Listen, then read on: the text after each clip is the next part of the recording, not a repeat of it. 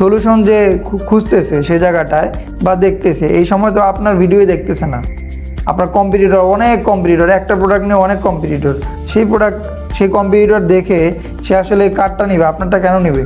তা আপনাকে কী করতে হবে, এই যে কম্পেয়ার যে ফ্যাক্টরটা, এই ফ্যাক্টরই মূলত আপনার আমার কন্টেন্টে সবচেয়ে বেশি কাজ করতে হবে।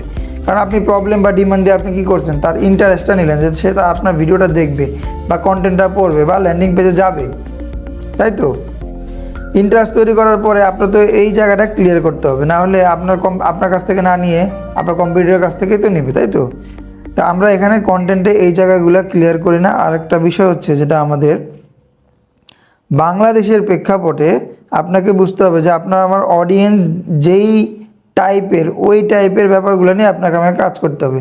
বাংলাদেশের অডিয়েন্সের মধ্যে একটা বেশি প্রবণতা যেটা দেখা দেয় সেটা হলো যে আপনি তাকে কী ধরনের অফার দিচ্ছেন, তারপর হচ্ছে আপনার প্রাইসিং ব্যাপারটা কীরকম, এই ব্যাপারগুলো হচ্ছে, আর হচ্ছে যে রিটার্ন এবং হচ্ছে রিফান্ড আর এই ব্যাপারগুলো যদি আপনি ক্লিয়ারলি করতে পারেন তাহলে আপনার কন্টেন্টের ক্ষেত্রে, অবশ্যই আমি যেহেতু কন্টেন্ট নিয়েই বলছি, তখন দেখা যায় যে আপনি আপনার কম্পিটিটর থেকে কম্পিটিটিভ জায়গায় আপনি আগায় থাকবেন।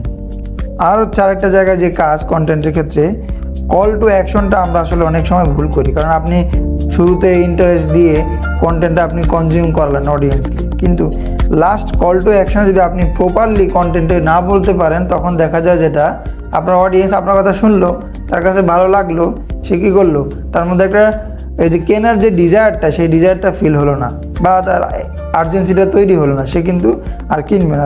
সো আপনি আমি যখন এই প্রসেসটা এখন ক্লিয়ার হলাম, তো এখন আপনাকে আমাকে যেটা করতে হবে, এই জায়গাগুলো নিয়ে কন্টেন্টে কাজ করতে হবে। এখন কন্টেন্টে কী কী কাজ, কন্টেন্টে কত ধরনের কাজ, কন্টেন্ট আসলে আপনি ইমপ্রুভ করবেন কিভাবে, এই টোটাল ব্যাপারগুলো নিয়ে আমি অলরেডি অনেকগুলো ভিডিও দিয়েছি। আমি গত প্রায় 6 মাস হলো ভিডিও দিয়েছি। আপনি সেই ভিডিওগুলো আপনি দেখবেন এবং ভিডিওর আপনি থাম্বনেল অথবা হেডলাইন দেখলেই বুঝতে পারবেন যে আসলে এই ভিডিওটা কী রিলেটেড। তো আপনার প্রয়োজনে যে জানার বিষয়গুলো আছে, ওই ভিডিওগুলো আপনি ক্লিক দিয়ে এই ডিটেলসগুলো আপনি জেনে নেবেন। এখানে আমি কখনো কখনো কন্টেন্টের ফর্মুলা দিয়েছি, কখনো কখনো কন্টেন্টের স্ট্র্যাটেজি দিয়েছি, কখনো কখনো স্টেপ বাই স্টেপ প্রসেস বলে দিয়েছি।